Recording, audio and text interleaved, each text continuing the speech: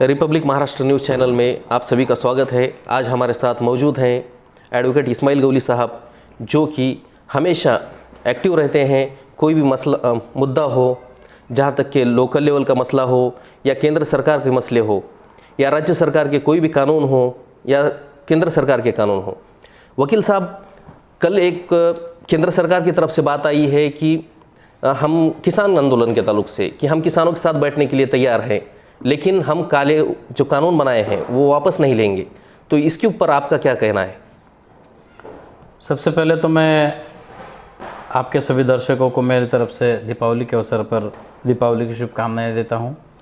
जैसे कि आपने अभी सवाल किया है कि केंद्र की सरकार की तरफ से उनकी कोई प्रतिनिधि ने कहा है कि हम जो है किसानों से बात करने के लिए तैयार है, किसानों के साथ बात करने के लिए, बैठने के लिए तैयार है, लेकिन ये जो कानून उन्होंने बनाए हैं ये कानून वो वापस नहीं लेंगे। ऐसा हमने भी आप जैसे टीवी चैनलों के माध्यम से ये बात हमको भी पता चली। देखिए, सबसे पहली बात तो ये है कि देश का किसान ये इस देश की जान है और हमारी 80% इकोनॉमी जो है, हमारी अर्थव्यवस्था, ये खेती किसानी से बनी हुई है और खेती किसानी पर डिपेंड है।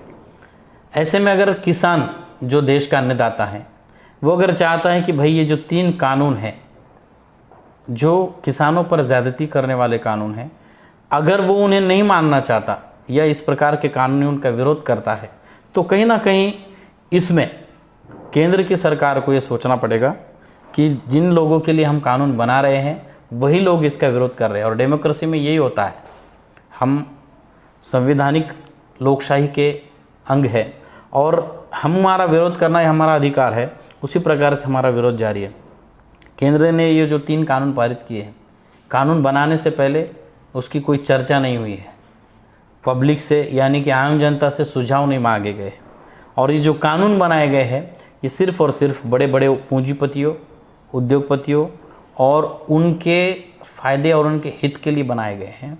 इसीलिए कहीं ना कहीं देश का किसान डरा हुआ है और उसको अपनी खेती किसानी जो है वो ख़त्म होने का डर सता रहा है। और केंद्र की मंशा भी यही है कि वो यहाँ पर पूंजीपतियों द्वारा खेती पर और खेती किसानी पर पूरी तरह से अपना अधिकार संपादित करना चाहते हैं।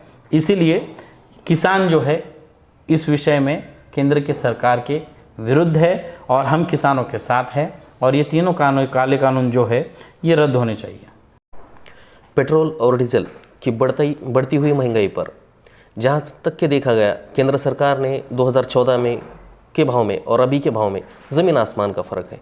जहाँ तक कि केंद्र और राज्य सरकार के बीच में कहीं पर ये दोनों की खामियों की वजह से या दोनों में से किसी की खामियों की वजह से इसका जो भुगतान है ये यहाँ के आम जनता को करना पड़ रहा है। इसके बारे में आपको क्या राय है? देखिए, पेट्रोलियम उत्पादन ये हमारे देश में नहीं होता है और हम जो है पेट्रोल डीजल जैसी जो चीज़ें हैं हम वो बाहरी देशों से आयात करते हैं। और जब आयात निर्यात का सवाल खड़ा होता है तो केंद्र की सरकार के अख्तियार में पेट्रोलियम कॉरपोरेशन, पेट्रोलियम और ये डीजल, ये सारी चीज़ें ये केंद्र सरकार के ताबे है और केंद्र सरकार की निगरानी में है। अब लास्ट टाइम केंद्र सरकार की तरफ से, राज्य सरकार की तरफ से या और कहीं से हमको ऐसा लग रहा है कि पेट्रोल डीजल की जो है उसके दामों में जो है भारी बढ़ोतरी हो रही है। और हमने फेसबुक, व्हाट्सएप में लास्ट टाइम देखा था कि कई लोग जो ऐसे थे जो केंद्र सरकार पर टिप्पणी कर रहे थे और कई लोग जो थे वो राज्य सरकार पर टिप्पणी कर रहे थे। जैसे कि आप जानते हैं 2014 के पहले अगर हम टीवी के विज्ञापन लें तो उसमें स्पष्ट रूप से ये दिखाया जा रहा था कि बस हुई महंगाई की मार, अब की बार मोदी सरकार। इस प्रकार के विज्ञापन दिखाकर और इस प्रकार के लोगों को जो है बातों में उलझाकर 2014 की केंद्र की सरकार सत्ता में आई थी।